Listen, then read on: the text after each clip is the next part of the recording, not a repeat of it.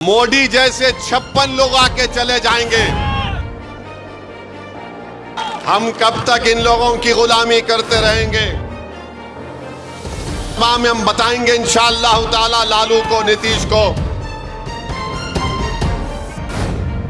बिहार की काराकट लोकसभा सीट से भोजपुरी सुपरस्टार पवन सिंह के चुनावी मैदान में आने से मुकाबला रोचक हुआ, तो अब असदुद्दीन ओवैसी की एंट्री ने उसमें और तड़का लगा दिया है। पवन सिंह को बीजेपी ने बंगाल के आसनसोल से टिकट दिया, लेकिन वो टिकट लौटाकर बिहार के काराकट से चुनावी मैदान में है।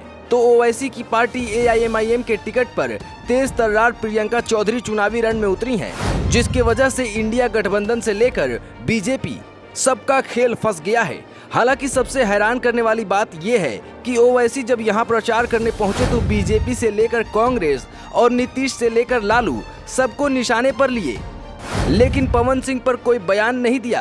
पवन सिंह पर ओवैसी की यही चुप्पी अब चर्चाओं में है।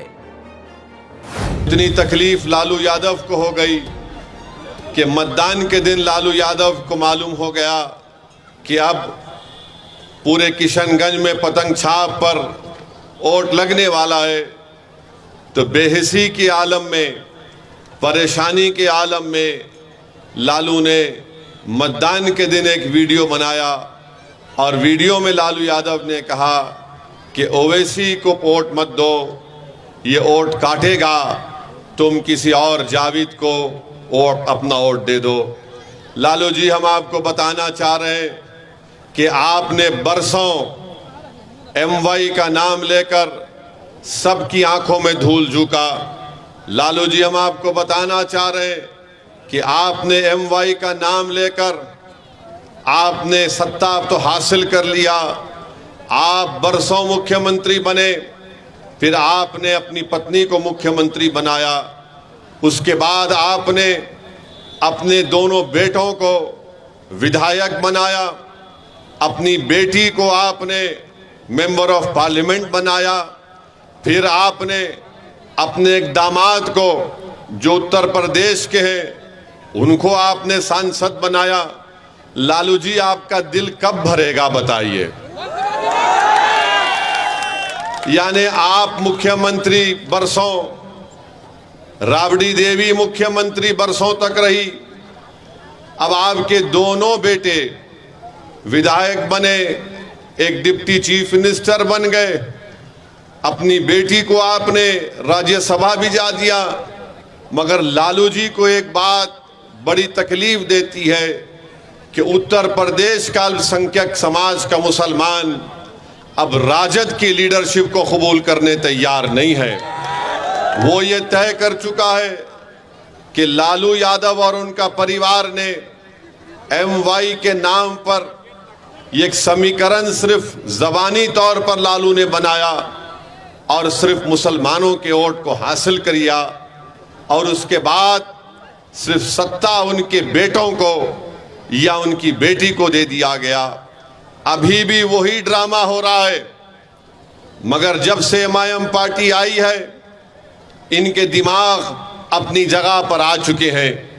इसीलिए आज आप देखते हैं कि कल तक तेजस्वी यादव के मंच पर कोई मुसलमान नजर नहीं आता था, मगर जब से मजलिस पार्टी को आपने अपना माना और मजलिस पार्टी को आपने अपनी जमात को समझा, तब से तेजस्वी यादव को बड़ी मजबूरी के साथ एक दो मुसलमानों को अपने मंच पर बिठाते हैं, पीछे बिठाते हैं, सामने बिठाते नहीं हैं।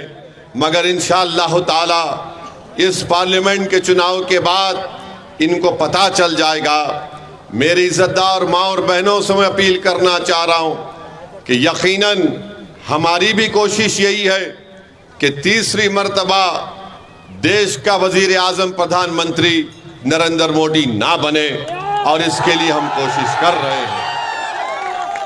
अब आप बताइए, अख्तरुल ईमान जब अपना इलेक्शन किशनगंज का लड़ रहे थे, जहां पर राजद का उम्मीदवार नहीं था, तो आखिर क्या परेशानी हो गई लालू को कि उन्होंने मतदान के दिन वीडियो बनाया और ये कह दिया कि ओवैसी वोट काटने आया है। ये एक बात सामने आ गई कि लालू नफरत करते हैं राजद नफरत करती है, तेजस्वी नफरत करता है। वो नहीं चाहते कि अल्पसंख्यक समाज मुसलमानों की एक सियासी लीडरशिप पर। हम कब तक इन लोगों की गुलामी करते रहेंगे? MY के नाम पर वोट तो हासिल कर लेते हैं, मगर बताइए आप, एक ट्रेन में रेलवे पुलिस का एक शख्स गोली मारता है ट्रेन में, तो आप देखते हैं कि मरने वाले का ताल्लुक बिहार से था। दरभंगा के बाजू मधुबनी की गांव का रहने वाला जिले का कोई राजद का नेता जाकर उस मरने वाले के घर पर जाकर उसको पुरसा नहीं देता। हम गए, हैदराबाद से गए, रहने वाला बिहार का था मगर राजस्थान में रहता था, हम वहां पर गए। बताइए आप, कब तक ये नाइंसाफी का दौर चलता रहेगा? मेरे अजीज दोस्तों और बुजुर्गों, मेरे अजीज दोस्तों और बुजुर्गों, ये बड़ी बड़ी बातें करते हैं, हम ये कर देंगे, हम नौकरी दे देंगे। अरे भाई, तुम नौकरी अगर दे रहे हो तो बताओ, इतनी बड़ी आबादी अल्पसंख्यक समाज मुसलमानों की है, हमसे इंसाफ क्यों नहीं हुआ? कितने साल हुकूमत थी अख्तर भाई राजद की?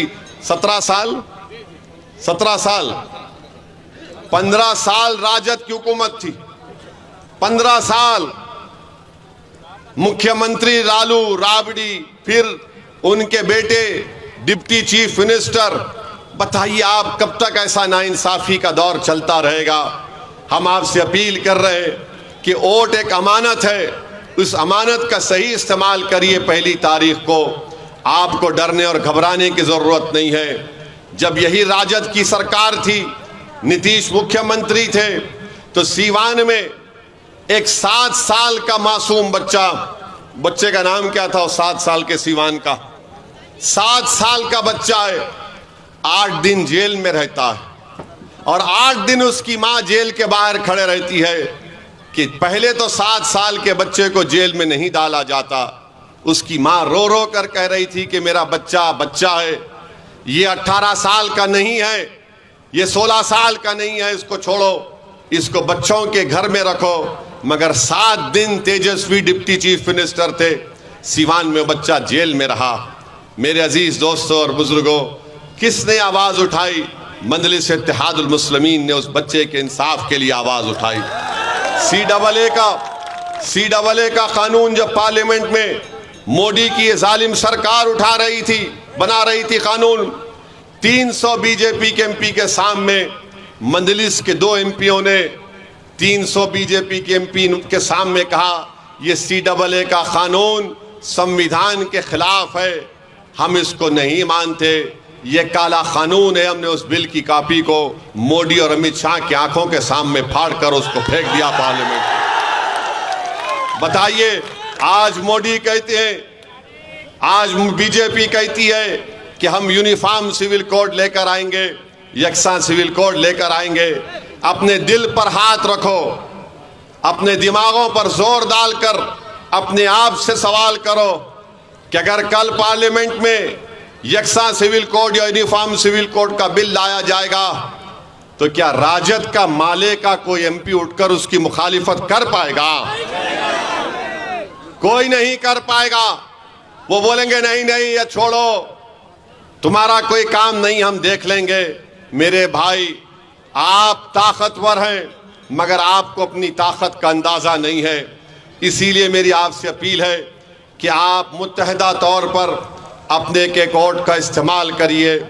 और रहा सवाल हमारे प्रधानमंत्री का, मेरे भाई, आप और हम सब लोग अपनी अम्मा के पेट से पैदा हुए ना, आप और हम सब। अम्मा ने हमको, अल्लाह ने हमको खून के खतरे से एक लुथड़ा बनाया, 9 महीने के बाद अम्मा ने हमको पेट से निकाला, हम पैदा हुए। ये वाहिद शख्स है प्रधानमंत्री जो कह रहा है कि मैं बायोलॉजिकली पैदा नहीं हुआ। ना हंसने की बात नहीं है, उन्होंने कहा ये बात को, उन्होंने कहा इस बात को कि मैं बायोलॉजिकली पैदा नहीं हुआ। अब आप बताइए, 130 करोड़ जनता का प्रधानमंत्री है और संविधान की दफा 51 ये कहता है कि भारत के नागरिकों को अपने आप में एक साइंटिफिक टेम्परामेंट पैदा करना चाहिए, यानी एक साइंटिफिक सोच पैदा करनी चाहिए। प्रधानमंत्री कहते हैं कि मैं बायोलॉजिकली पैदा नहीं हुआ। सुनिए, अभी आपको समझाना चाह रहे हैं। 2014 में जब आए थे तो कहा था अच्छे दिन लेकर आऊंगा, कहा था ना। फिर कहा था कि भाइयों बहनों 15 लाख डालूंगा। फिर कहा था 2 करोड़ नौकरी दूंगा हर साल। 2014 हो गया, 2019 शुरू हुआ तो मोदी ने कहा मैं आपका चौकीदार, कहा था ना, मैं आपका चौकीदार हूं।